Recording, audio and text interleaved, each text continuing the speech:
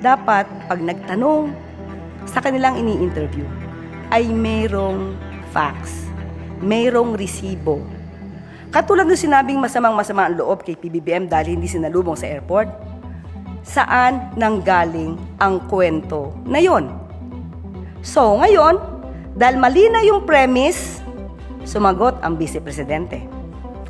Ang sabi niya, nakikiisa tayo sa pinagdadaanan ng karamihan nating mga kababayan sa overseas. At yon, nabanggit mo nga, marami siyang kakulangan bilang presidente. Kaya tuloy nasasabi nating nagiging source of fake news ang Vice Presidente dahil pinagmumulan din ng fake news yung tanong ng ibang reporter. Sa isang ambush interview sa Digos City, Davao del Sur, hininga ng reaksyon si Vice President Sara Duterte patungkol sa umano'y sama ng loob ng mga OFW dahil sa hindi pagsalubong sa kanila ng Pangulo sa airport. Ang naturang tanong ay nagsilbing mitya para magpakawala ng batikos ang pangalawang Pangulo. Marami siyang kakulangan bilang presidente. Hindi lamang sa pagbibigay ng simpatya at empathy sa ating mga kababayan. More than that ay yung problema at skandalo sa paggamit ng pera ng tao. Dahil dito, binuweltahan ni Palace Press Officer Undersecretary Claire Castro ang anyay maling impormasyon na nakarating sa Vice Presidente. Ayon sa opisyal, dahil sa kawalan ng resibo sa tanong ng reporter, nagmumukhang source of fake news ang pangalawang Pangulo. Dapat pag nagtanong sa kanilang ini-interview ay mayroong facts, mayroong resibo. Katulad ng sinabing masamang-masama ang loob kay PBBM dahil hindi sinalubong sa airport, saan nanggaling ang kwento na yon? So, ngayon, dahil mali na yung premise, sumagot ang Vice Presidente. Kaya tuloy nasasabi nating nagiging source of fake news ang Vice Presidente dahil pinagmumulan din ng fake news yung tanong ng ibang reporter. Dahil dito, direkta ring pinaalalahanan ni Castro ang Vice Presidente na dapat anyay suriin muna ang mga accomplishment ng pamahalaan bago magbitiw ng mga pahayag. Mas maganda po sana na gamitin muna ang mata at tenga bago ang bibig. Dahil pag inuna natin ang bibig at hindi ginagamit ang mata, tenga at utak, magkakamali kayo ng sagot. Marami na po tayo nabanggit kung anong mga programa ng Pangulo patungkol dito sa nangyayari sa Middle East. Samantala, una nang sinabi ng Vice Presidente na nakatuon ang kanilang opisina sa pagpapaabot ng tulong sa mga apektadong OFW at handa silang makipagtulungan sa mga kababayang nangangailangan ng agarang saklolo dahil sa sigalot sa Middle East. Good morning, ma'am. Any opening statement po? Well, yes. Unang-una, nagpapasalamat tayo sa Barangay 3 de Mayo dito sa Digos City at sa family ni former Barangay Captain Dodong Bukol sa kanilang invitasyon sa atin na dumalo sa unveiling ng statue ni Kapitan Dodong at yung statue ay representation ng panawagan na mga tao ngayon dito sa Digos City, justice sa kanyang pagkamatay at sa pagpatay sa kanya. Okay, questions from SMNI, sir? Ma'am VP, naniniwala po ba kayo sa inyong pagtakbo ngayon bilang presidente sa 2028? Naniniwala po ba kayo na may magandang kinabukasan pa ang bansang Pilipinas? Well, it will be a difficult road back to prosperity, pero it is not impossible. Okay. VP, today ang deadline ng response mo doon sa House of Representatives sa dalawang impeachment mo. Magsasubmit pa ang kampo mo today or ano yung plano natin? Antayin na lang natin kung mag-submit ako o hindi. Within this. Ngayon ang deadline sa pagkakaalam. Okay, GMA, Tinaas yung kamay ni Vice Gov Cagas. Does that mean na you express support for the 2028 elections for him? Malayo po masyado ang 2028 elections, no? Hindi pa campaign period, hindi pa election period. yung pagtaas ko ng kanyang kamay is my personal support to the person of former Governor Mark Tatis. Okay, last question po, sir. VP, positibo negatibo ni pagtubo na ng statue. Outside, positibo negatibo ng statue VP kani. Legal ba niya pagtubo na ng statue para sa Depende sa legality, no? Kinahanglan lang naman na og barangay resolution na ang ato ang mga barangay doon na sila gahom ilalom sa local government code.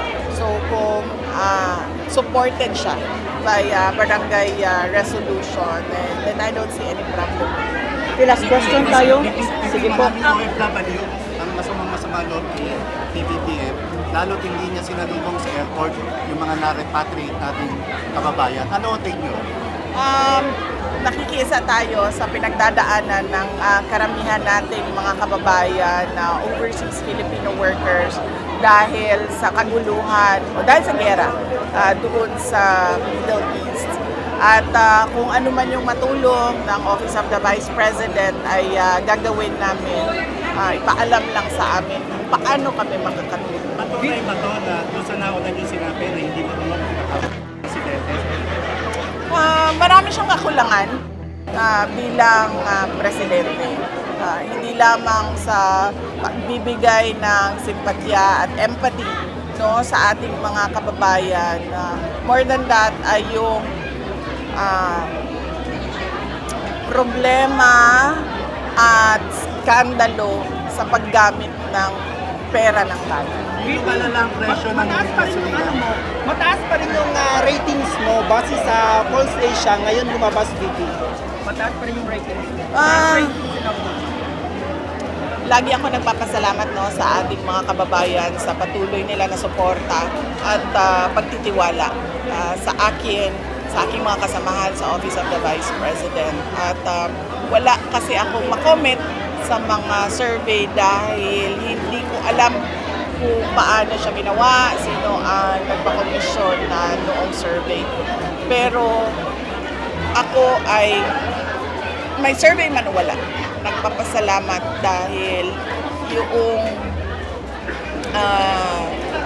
pagtitiwala at paniniwala ng taong bayan sa akin ay nandyan pa rin. At lagi ko sinasabi, tulad kanina, sabi ko, yung power ko kasi, o ang gahom na ko, ay galing yon sa tao.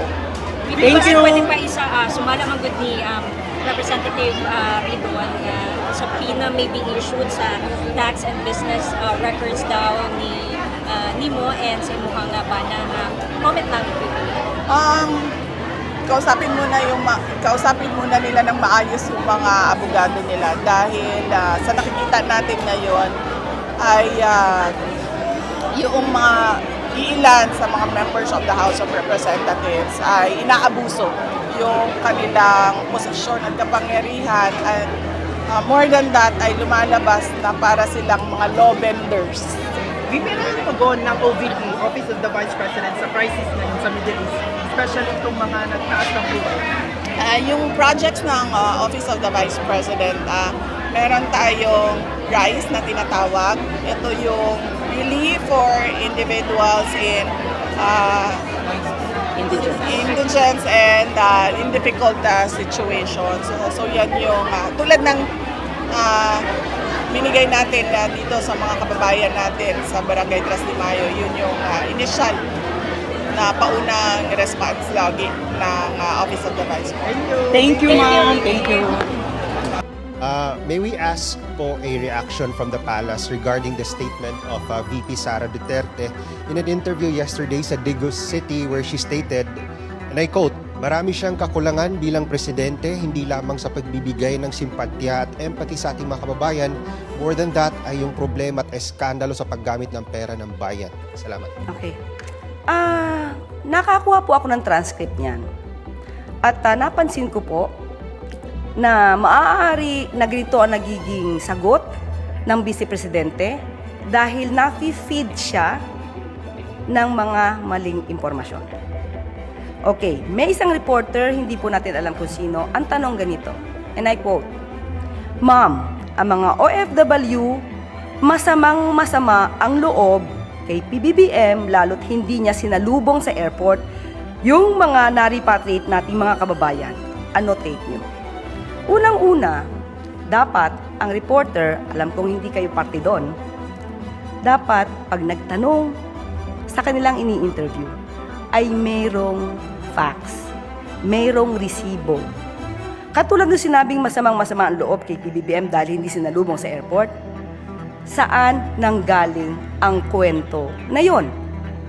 So, ngayon, dahil mali na yung premise, sumagot ang Vice Presidente. Ang sabi niya, nakikiisa tayo sa pinagdadaanan ng karamihan nating mga kababayan sa overseas. At yon, nabanggit mo nga, marami siyang kakulangan bilang presidente. Kaya tuloy nasasabi nating nagiging source of fake news ang Vice Presidente dahil pinagmumulan din ng fake news yung tanong ng ibang reporter. So sana maiwasan ng ibang mga reporter, I'm not pertaining to all of you because I know you're all professional here. Iwasan yung ganon, especially kung ang reporter nito ay kaalyado niya or hindi. Mas maganda na maging neutral sa pagtatanong para makapagbigay naman ng matalinong sagot ang ating Vice Presidente. Now, patungkol sa maraming kakulangan ng Pangulo. Unang-una, mas maganda po sana na gamitin muna ang mata at tenga bago ang bibig. Dahil pag inuna natin ang bibig at hindi ginagamit ang mata, tenga at utak, magkakamali kayo ng sagot. Marami na po tayo nabanggit kung anong mga programa ng Pangulo. Kahapon lamang po ay nagbigay siya ng kanyang mensahe at na-enumerate na natin lahat kung ano sa ngayon ang mga naging trabaho at accomplishments ng pamahalaan para sa ating mga kababayan. Especially patungkol dito sa nangyayari sa Middle East.